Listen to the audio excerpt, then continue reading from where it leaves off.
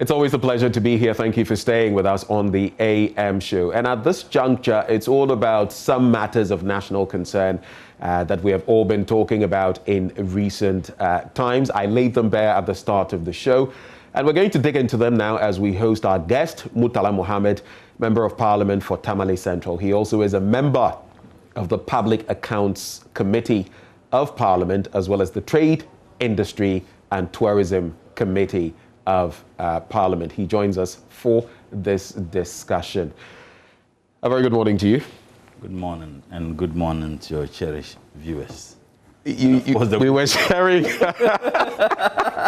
right before getting on. I had wanted to mention that you're a former Deputy Minister for Trades and Industry, and you chipped in the other one. How come we always forget? Yes, maybe perhaps because I didn't spend much longer, at the Ministry of Information as I did. In fact, I was even sent to employment. I remember Employment and Labor Relations. Yeah. When President Mahama won the elections in 2012, myself and my brother, Comrade Felix Kwachi, were the two deputy ministers to Honorable Ayarga.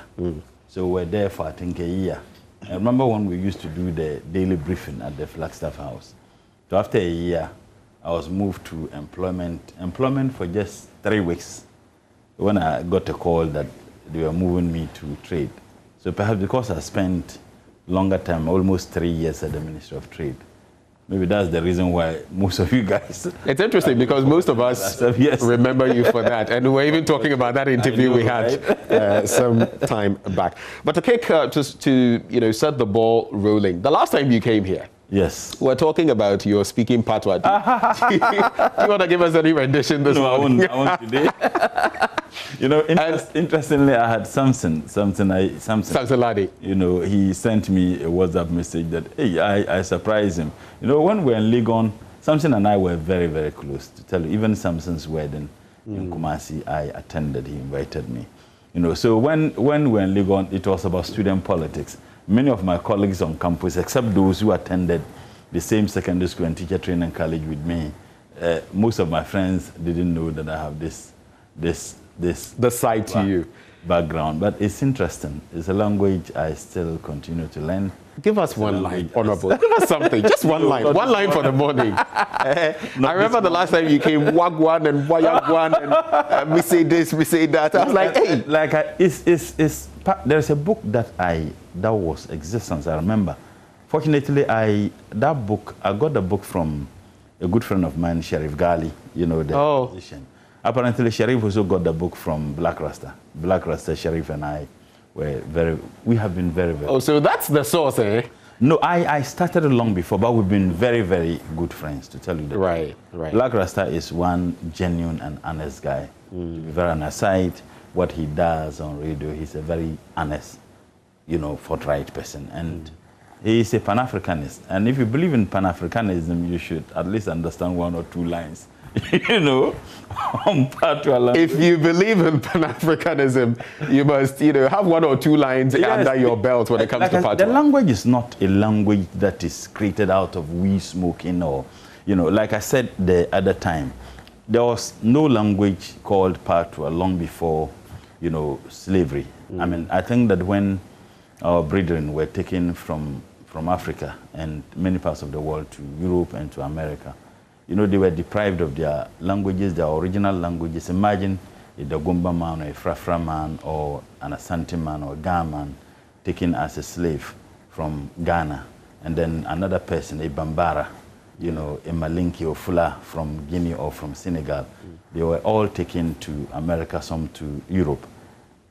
They didn't understand any other language but their own languages. They were deprived of these languages. So meeting on the plantations and the rest, how were they going to? They introduced the English language to them. So this was not their language. So they were forced to learn the language and abandon their original language. You can imagine the frustrations in the head. So they introduced their own language, and that language was Patois. It was an attempt to destroy the English language, to create their own language. So where they will say oppress, they say down press. Where do you say me, they say I. Where do you say I, they say me. Are you getting it? They shortened some of the language because that was the only way by which they could communicate. So if I say, Wayagwan, where are you going? What is happening?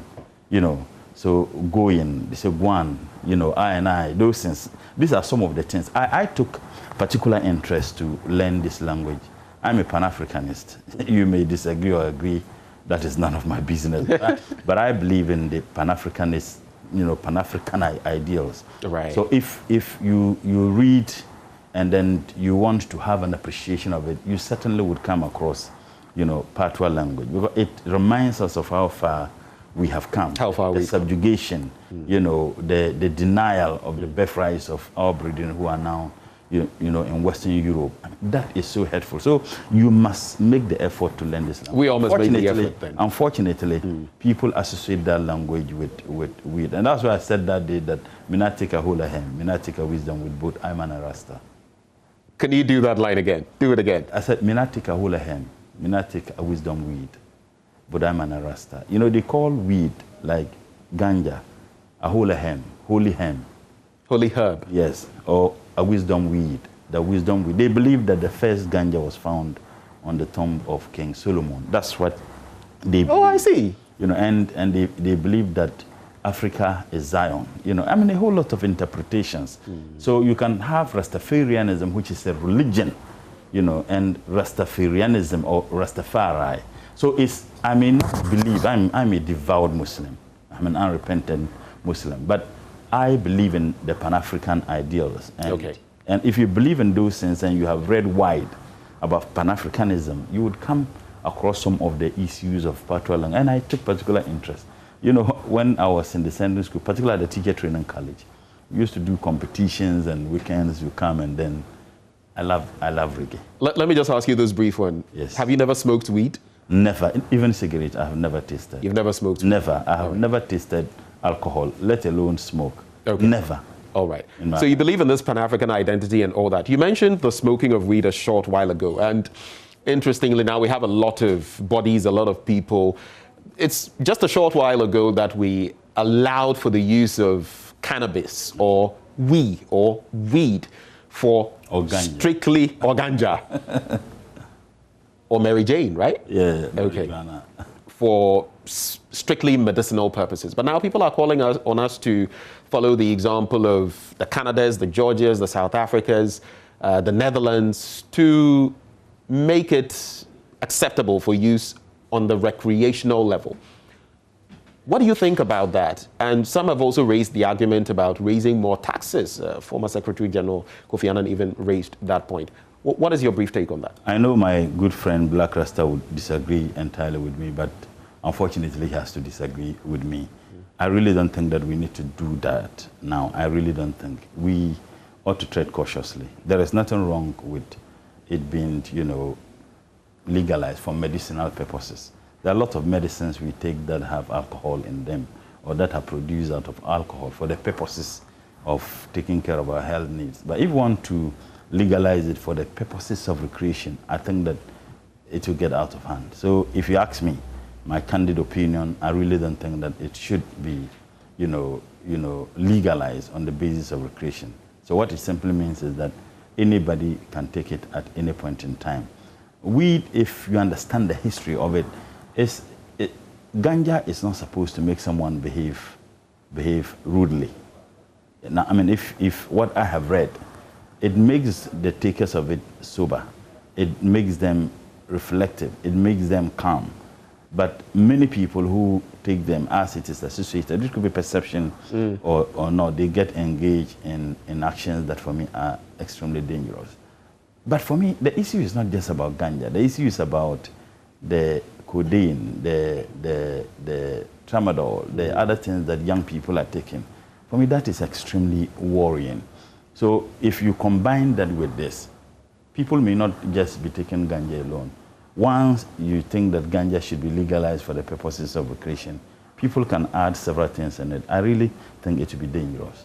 I know my good friends will disagree, but... So you think for now, Ghana is not ready for that? I think so. I mean, for medicinal purposes, you know. But you see, we also need to be very careful when we just want to follow what happens in the Western world. I mean, I listen to... Well, it's not just the Western world. There's South Africa, for example. There are countries in Africa that South Africa, they've just legalized, you know, polyandry. Polyandry. Are we legalizing polyandry here, where a woman can marry multiple partners? We need to be very, very careful. And if you understand the politics in South Africa is one place I have lived. So do you think South Africa's example here is a bad one for the rest of Africa? Absolutely. I think it is it's a bad example, South Africa, or precedent they are setting. In that situation, it may be understandable. But I'm saying that in our case, and in many African countries, it will be dangerous. Look, as the Secretary General of the All Africa Students Union, I had an office in South Africa. I dealt with the student leadership in South Africa. Malema was a very, very, and he has been a very, very good friend. I dealt with them, and I can understand how the history of South Africa and how far they have come. The fact that some certain things are happening in South Africa doesn't mean that we should let them happen here. Looking at the consequences of those actions, and we have attempted such in the past, if you know, and even when this thing is not regularized on any basis, we know the effect of it. Some people have taken this and then lost their senses. As to whether that occasion they losing their senses is another. So how can you take an action on something you can't be certain as to its regulation and its, protection, particularly young people? I think it would be dangerous. Okay.